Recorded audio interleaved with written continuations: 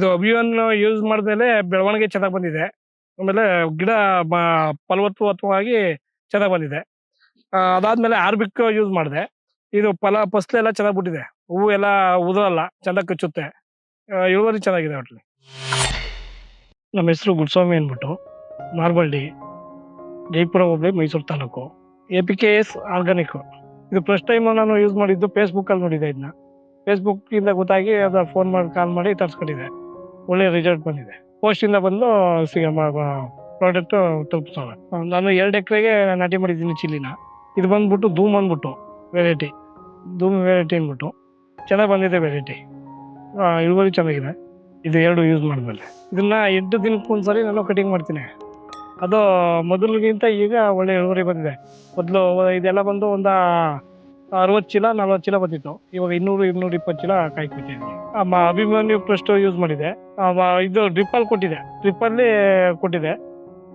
ಮಾಮೂಲಿ ಬಾಳೆಗಾದ್ರೆ 3 ತಿಂಗಳಿಗೊಂದ್ಸರಿ ಅಭಿಮನ್ಯು ಸ್ಟಾರ್ಟಿಂಗ್ ಒಂದ್ಸಲ ಕೊಡೋದು, 3 ತಿಂಗಳು ಬಿಟ್ಟು ಆರ್ಬಿಕ್ ಕೊಡೋದು.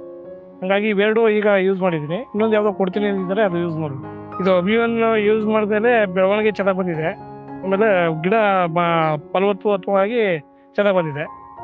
ಅದಾದ್ಮೇಲೆ ಆರ್ಬಿಕ್ ಯೂಸ್ ಮಾಡಿದೆ. ಇದು ಫಸಲು ಎಲ್ಲ ಚೆನ್ನಾಗಿ ಬಿಟ್ಟಿದೆ. ಹೂವು ಎಲ್ಲ ಉದುರಲ್ಲ, ಚೆನ್ನಾಗಿ ಕಚ್ಚುತ್ತೆ. ಇಳುವರಿ ಚೆನ್ನಾಗಿದೆ ಒಟ್ಟು. ಇದು 8 ದಿನಕ್ಕೆ ಒಂದ್ಸರಿ ಟೋಟಲ್ಲು 2.5 ಟನ್ನು, 2500 kg ಒಂದು ಟೈಮು. ಮ್ಯಾಕ್ಸಿಮಮ್ ಲಂಚ್ ಇದು. ಇದಕ್ಕಿಂತ ಉದ್ದ ಬರಲ್ಲ, ಅಷ್ಟೇ ಬರೋದು ಅದು ಉದ್ದ.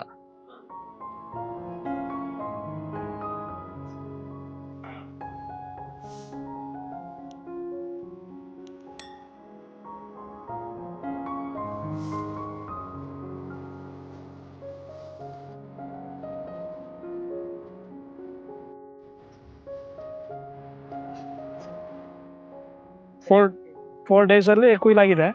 ಈಗ ಈ ವೆರೈಟಿ ಇಷ್ಟು ದಪ್ಪ ಬಂದಿದೆ. ಇದು ಧೂಮ್ ಅಂದ್ಬಿಟ್ಟು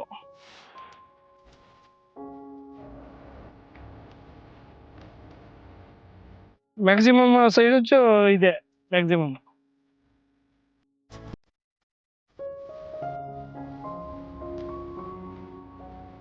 ಮಾರ್ಕೆಟ್ ಪ್ರೈಸ್ 25 ರೂಪಾಯಿ ಇದೆ.